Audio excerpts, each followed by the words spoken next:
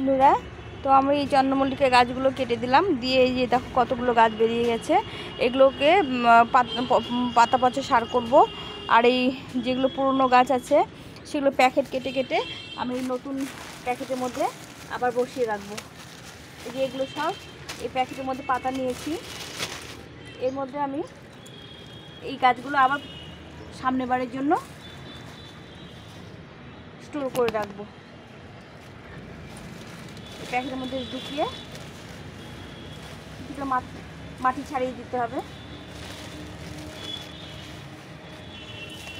দিয়ে এর মধ্যে রেখে দেবো। আবার সামনে বার এরপর থেকে অনেক ফুল দেবে।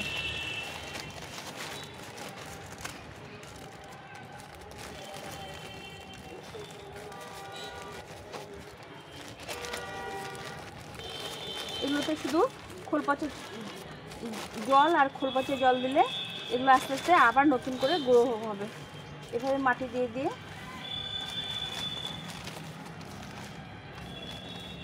এগুলো রেখে দেবো। দেখো সবগুলো গাছ প্যাকেটগুলো ভেঙে গেছে। এই প্যাকেটের মধ্যে আমি করি যেহেতু, এই প্যাকেটগুলো আবার নতুন করে দিতে হবে, সেটা মাটি ছাড়িয়ে দিতে হবে। অনেক শিকড় হয়ে গেছে, গাছগুলো আমি কেটে দিয়েছি সব মাথায় থেকে।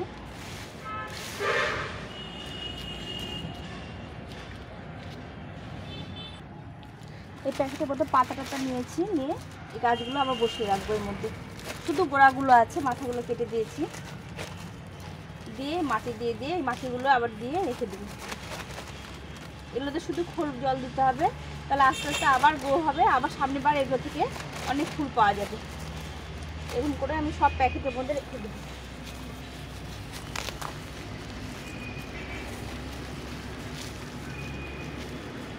এখান থেকে অনেক গাছ হবে, অনেক।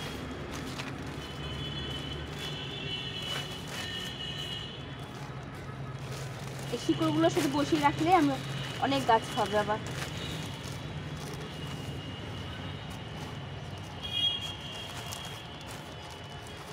এগুলো সামনে বাড়ির জন্য স্টোর করে রাখছি।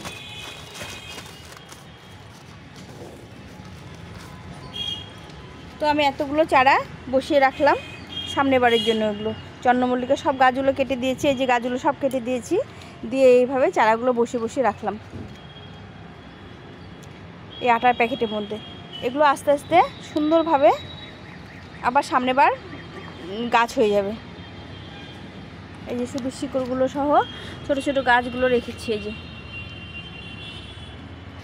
দিয়ে এই জায়গাটা এখন পরিষ্কার করব, এখানে অন্য গাছ রেখে দেবো। জায়গাটা একটু ভালো করে ঝেড়ে পরিষ্কার করে দেবো।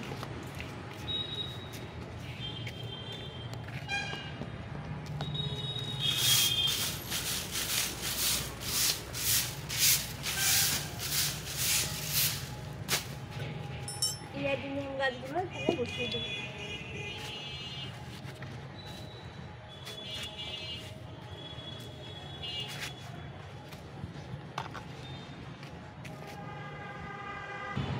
তো বন্ধুরা, এভাবে আমি চারাগুলো সব এভাবে রেখে দিলাম এক সাইড করে সবগুলো। এই দেখো সবগুলো এগুলো এখন জল দিয়ে দিয়ে আর খাবার দিয়ে দিয়ে এগুলোকে বড় করতে হবে সামনে বারের জন্য।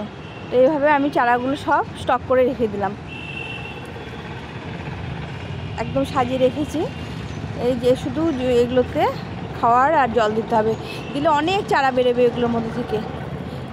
মাঝে মাঝে ফাঙ্গিসাইড দিয়ে দিতে হবে যাতে ফাঙ্গাস না লাগে। তো এইভাবে তোমরা চারা সঞ্চয় করে রাখতে পারো সামনে বারের জন্য। তো আমার ভিডিওটা যদি ভালো লেগে থাকে তাহলে তোমরা একটা চ্যানেলটাকে সাবস্ক্রাইব করে দিও, আর নতুন নতুন ভিডিও তোমাদের সঙ্গে শেয়ার করব। আর এই যেরকম বাড়িতে তেলের প্যাকেট, আটার প্যাকেট এগুলো না ফেলে দিয়ে আমি এই চারাগুলো সঞ্চয় করে রাখছি। আমার টবও লাগছে না, এখানে আমি রেখে দিতে পারছি সামনে বারের জন্য। এভাবে রাখতেই পারো তোমরা, এগুলো না ফেলে দিয়ে। আর এগুলো তো অন্য কোনো কাজে লাগে না, ফেলে দিতে হয়। তো এইভাবে করে তোমরা গাছগুলো চারাগুলো রেখে দিতে পারো। এগুলো আস্তে আস্তে সুন্দরভাবে বর্ষার জল পেলে একদম ঝাঁকড়া হয়ে যাবে, তখন ফাঙ্গিসাইড আর একটু খোল জল দিলে পরে আবার সামনে বার এগুলো থেকে চারা করতে পারবো। নতুন নতুন চারা কেনার আমার কোনো প্রয়োজন নেই, এগুলো থেকে আমি অনেক চারা পেয়ে যাব। তোমরা এইভাবে করতে পারো। আমার ভিডিওটা ভালো লাগলে লাইক শেয়ার সাবস্ক্রাইব করে পাশে থেকো। আজকে এই পর্যন্তই, পরের ভিডিওতে তোমাদের সঙ্গে দেখা হবে। টাটা।